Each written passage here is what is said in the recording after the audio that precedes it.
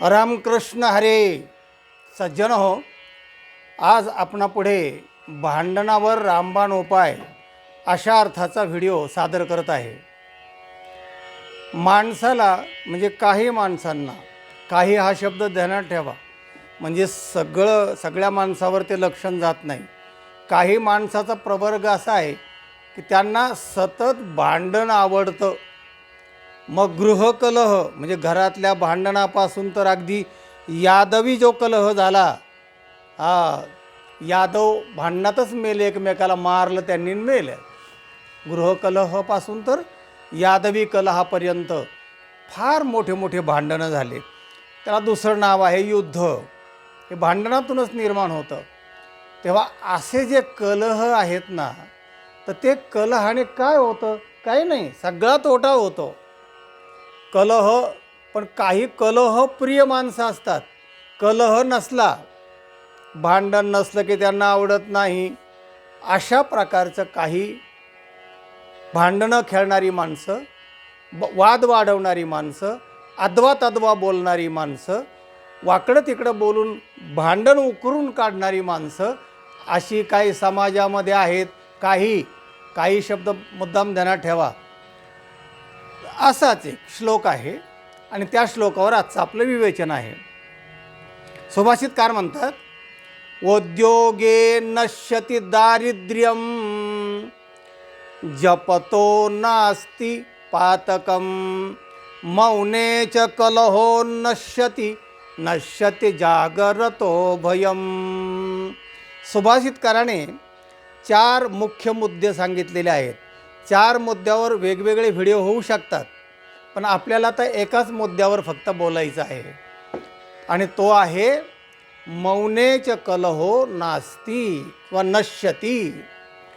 तर एक कलहप्रिय स्त्री, एक शब्द लक्षात ठेवा, एक भांडकुदळी स्त्री, एक हा शब्द भाषेमध्ये विशेषण म्हणून आपण वापरतो, आणि हे आहे संख्या विशेषण. हे काय करतं, हे काय काम करतं? ते पुढच्या जे शब्द आहेत त्याची अतिव्याप्ती होऊ देत नाही. एक भांडकुदळी स्त्री असं म्हटलं की बरोबर एक स्त्री भांडकुदळी असू शकते, आणि बरोबर तिच्यापुरतंच ते लक्षण जातं. काय होतं, माणसं काही शब्दाचे अर्थ नीट समजत नाही, त्यांना लक्षणं माहीत नाही, अतिव्याप्ती, असंभव, अव्याप्ती काहीच माहिती नसतं. बरं, विनोद जो असतो त्याच्यात तर जास्तच माणसं वाद घालतात. त्याचा अर्थ असा होतो की हा विनोदाचा जो भाग असतो ना, तो असतो विडंबन, विसंगती, याच्यातून विनोद निर्माण होत असतो, आणि त्याच्यामध्ये वाद घालायला जास्त वाव असतो. पण त्यांना हे समजत नाही की बाबा रे, हा विडंबनात्मक विषय असतो, त्याला फक्त विनोदानेच घ्यायचं असतं, पण ते ओढून घेतात अर्थ. असे आत्तापर्यंत आपले 1,500-2 हजार विनोद झाले ना, त्यावरून ज्या प्रतिक्रिया त्याच्यावरून मी बोलतो आहे की काही माणसांना ते समजलं पाहिजे. एक भांडकुदळी स्त्री होती. आता एक म्हटल्यावर बरोबर तिच्याकडे ते लक्षण गेलं.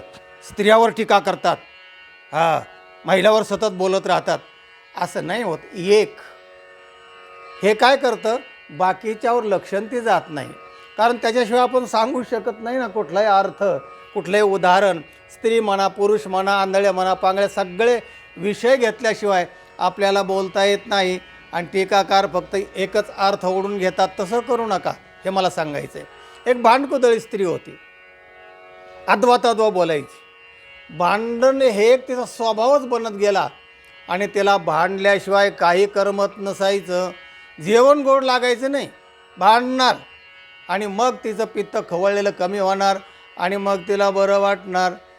अशी ती भांडकुदळी स्त्री गावामध्ये, गल्लीमध्ये, नळावर, सगळीकडे ती गेली की भांडण. सगळं गल्लीतल्या बाया त्रस्त झाल्या, आणि सगळं गाव तिच्या विरोधात गेलं.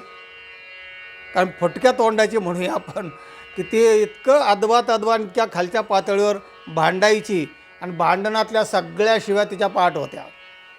जेवढ्या काही हलक्या विलक्या शेलक्या की हरिपाठ पाठ नसतं लोकांचे, पण शिव्या फार पाठ असतात, ओव्या कमी असतात. तेव्हा गल्लीतल्या महिलांनी विचार केला की म्हणले हे शांताबाई आहे ना, नाव शांताबाई आहे, पण कधी शांत नसते म्हणली, सदा विक्षिप्त असते, सतत भांडण उकरून काढीत असते आणि दुसऱ्या माणसाला खवचट बोलून आणि काहीतरी उकरून काढून भांडत असते. तेव्हा आपण काय करू की आपण बोलायचंच नाही तिच्याशी. मग कसं काय भांडण होईल? काल त्या कीर्तनकार बुवांनी सांगितलं ना, म्हणले बोलायचंच नाही, मौनम सर्वार्थ साधनम. हां, म्हणाले मग कशी भांडण झालं? मग त्या महिलांनी संप केल्यासारखी असं बोलायचंच नाही. ती नळावर आली की महिला सगळ्या बाजूला व्हायच्या, तिला पाणी भरून द्यायचं. आता कशा बाजूला झाल्या, आता कशा घाबरल्या, तरी पण भांडायची. हे म्हणले काही करू दे, भांडायचंच नाही. पाणी घ्यायला लागल्या, मला घेऊ दे अगोदर, तू काय पाटलीन लागून गेलीस, सुरू करायची भांडण. बाजूला झाल्या, आता कशा घाबरल्या. म्हणजे भांडणाला सगळ्या बाजू असतात, तिच्या पाठ होतं सगळं. आणि मग होता होता होता सगळं गाव तिच्या तोंडामुळे दूर झालं. बाया ती अशी बोलत नसायच्या, तिच्या नादी लागत नसायच्या आणि मग तिचं जास्त पित्त खवळायचं भांडण नाही झाल्यावर.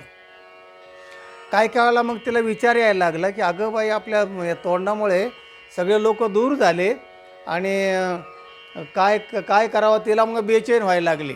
आणि भांडण म्हणजे क्रोधाशिवाय होत नाही.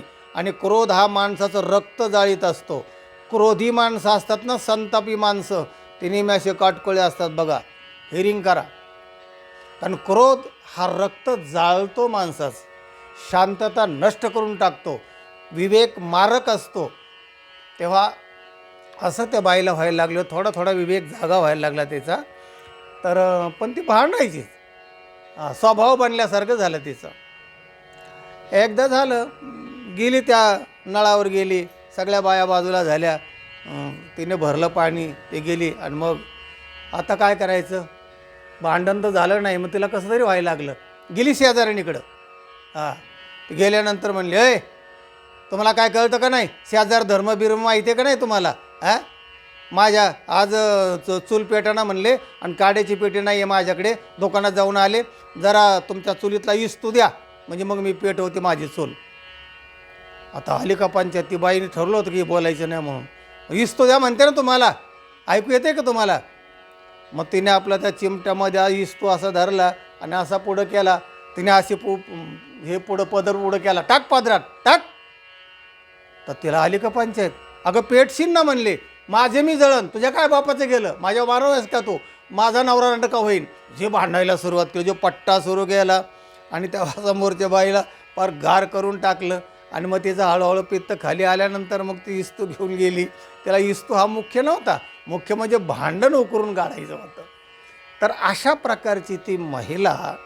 आणि नंतर काय करावं म्हणून तिला कधी कधी पश्चाताप व्हायचा, विवेक व्हायचा. पण जसं दारुड्या असतो ना, त्याला कळतं की दारू वाईट आहे म्हणून, पण ध्यान झालं किंवा मित्र मिळाला की पुन्हा सुरू करतो. तसं तिला संधी सापडली की पुन्हा सुरू करायची, नाही सापडली तर उकरून काढायची.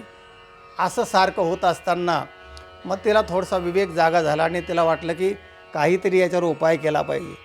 तर एक दिवशी काय झालं की एक साधू महाराज गावामध्ये आले, त्याच्या दारामध्ये आले आणि आरुळी ठोकली त्यांनी. ओम भवती भिक्षान्नम देही. तिने तो धीर गंभीर आवाज ऐकला. तो कलहाचा आवाज तिला नाही माहीत होता, पण हा साधूचा धीर गंभीर आवाज होता. तो आवाजाचाही थोडासा तिला परिणाम झाला आणि तिने हात जोडले. म्हणले, साधू महाराज तुम्हाला एक विचारू का? म्हणले, मी फार दुःखी असते. म्हणले, काय आहे विचार ना, विचार काय आहे ते. तिने आपली भिक्षा वाढली आणि साधूला प्रश्न विचारला. म्हणाले, काय झालं की मला ना भांडण्याची फार सवय लागली, म्हणजे कलहप्रियता अशी वाढली आणि सगळं गाव म्हणाले माझ्या विरोधात गेलं आहे, कुटुंबात मला कोणी मानित नाही आणि फटक्या तोंडाची म्हणतात, काय मागं मागं बोलतायत आणि फार वाईट वाटतं. पण काय करू, याच्यावर काय तुमच्याकडे औषध आहे का या माझ्या या दोषावर? साधू म्हणला, हो हो तर औषध. म्हणले, रामबाण उपाय आहे माझ्याकडे. म्हणाले, साधू कशाला असतात? म्हणाले, कोणत्याही समस्येवर उपाय असतो साधूकडे. त्यालाच तर साधू म्हणतात.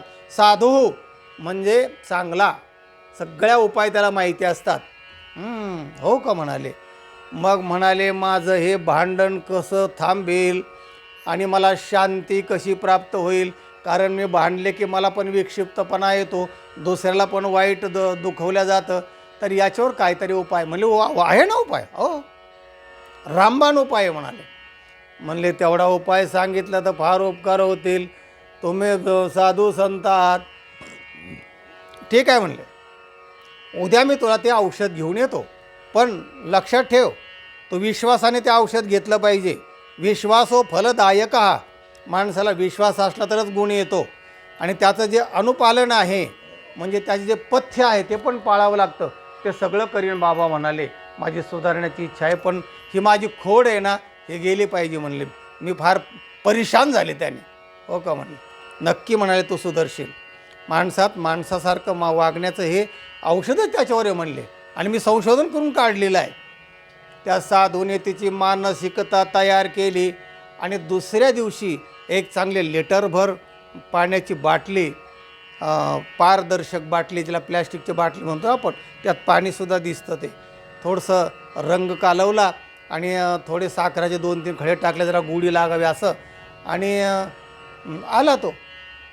पुन्हा ओम भवती भिक्षान्नम देही, तिने तो आवाज ऐकल्याबरोबर ते आली. महाराज म्हणाले, आणलं का औषध, कारण मी आत्ताच भांडून आले. म्हणाले, बरंच माझं अजून माझे श्वाससुद्धा अजून नीटनेटके झालेले नाहीत, मी नॉर्मल झालेलं नाही अजून.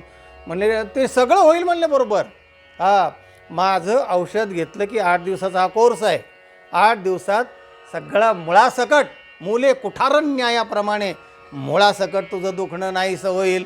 हे मानसिक रोग आहे तुझा तो, आणि तो सगळा तुझ्या अंगात भिनलेला आहे, पार निघून जाईल. म्हणले असं, बरं बरं म्हणले. काय? त्याने ती बाटली काढली झोळीतून. हे बघ म्हणले, 1 लिटरची ही बाटली आहे आणि याच्यामध्ये रामबाण औषध आहे. हे घ्यायचं तुला कसं सांगतो म्हणाले. यातला अर्धा घोट फक्त घ्यायचा. जेव्हा तुला संताप येईल, भांडावासं वाटेल किंवा भांडणं लागण्यात आता लागणार आहेत, की अर्धा घोट असं तोंडामध्ये धरायचं. फारही घ्यायचं नाही, फार गाल फुगतेल एवढं पण घ्यायचं नाही. आणि अर्धा घोट ज्याला आपण म्हणतो, 4 चमचे, मोठे 4 चमचे घ्यायचे. बरं. आणि पुढं काय नाही म्हणाले. तर मग तासभर ते, जोपर्यंत त्या भांडणाची वेळ निघून जात नाही, ते वातावरण कमी होत नाही, तोपर्यंत ते तोंडातलं औषध प्यायचं पण नाही आणि होकायचं, टाकून पण द्यायचं नाही. हो का म्हणले. बरं. जरी ते आत गेलं ना पोटामध्ये, तर ते काय अपायकारक नाही, आयुर्वेदिक औषध आहे. हो का. मोठं संशोधन केलं आहे मी हिमालयातून म्हणले. हो हो. आणि झालं, त्याला विश्वास निर्माण केला आणि ती बाटली दिली. 7 दिवसांनी मी परत येतो म्हणाले. हे न चुकता घ्यायचं. आणि तसं वातावरण झालं की लगेच ते औषध तोंडात धरायचं म्हणले. ते सगळं परिणाम करतं म्हणाले. आपल्या बुद्धीवर परिणाम करतं, मनावर परिणाम करतं, अंतःकरणामध्ये सगळा बदल हळूहळू घडून आणतं. म्हणजे याच्या बोलण्यानेच ते सगळं. कर ना बाबा म्हणले. विश्वास आहे ना तुझा? म्हणजे हो, पूर्णपणे विश्वास आहे, साधूवर विश्वास आहे. झालं. आणि मग तिने ते त्या दिवसापासून सुरू केलं. 8 दिवसांनी मी परत येतो म्हटले. तोपर्यंत बघ काय होतं आहे ते. आणि भांडणाचे जे जे काय कारणं होते, जे जे ठिकाणं होते, जे जे माणसं होते, ते नजरेस आले. तिथं आलं की ती आपलं औषध घ्यायची. तिने आपली ती बाटली बरोबर ठेवलेली होती. आणि झालं, हळूहळू हळूहळू हळू ती शांत होत होत गेली. आणि शांताची शांतता अंतःकरणामध्ये निर्माण झाली. कारण भांडण्याचं जे साधन आहे ना, तेच साधूने बंद केलं. साधलं, त्यालाच म्हणतात साधू. म्हणले साधू नाही होता आलं तर हरकत नाही, पण संधी साधू होता आलं पाहिजे. तिला ती संधी बरोबर, तिला ते गुण आला औषधाचा. आणि 8 दिवसामध्ये ती शांताबाई पूर्णपणे शांत झाली.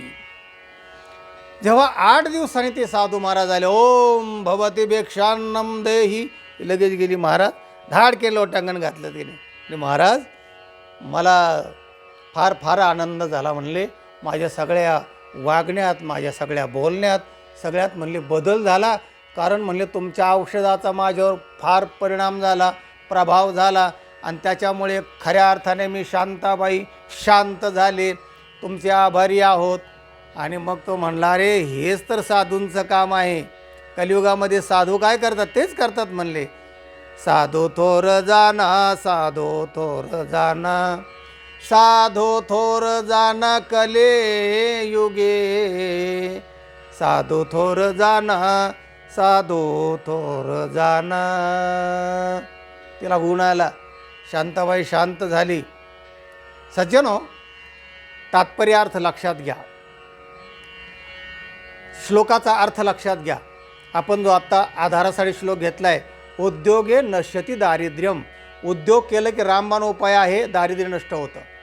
जपतो नास्ति पातकम. पातकं घालवायचे, राम नाम जप केला पाहिजे. मौनेच कलहो नश्यती. हा आपला आजचा विषय आहे.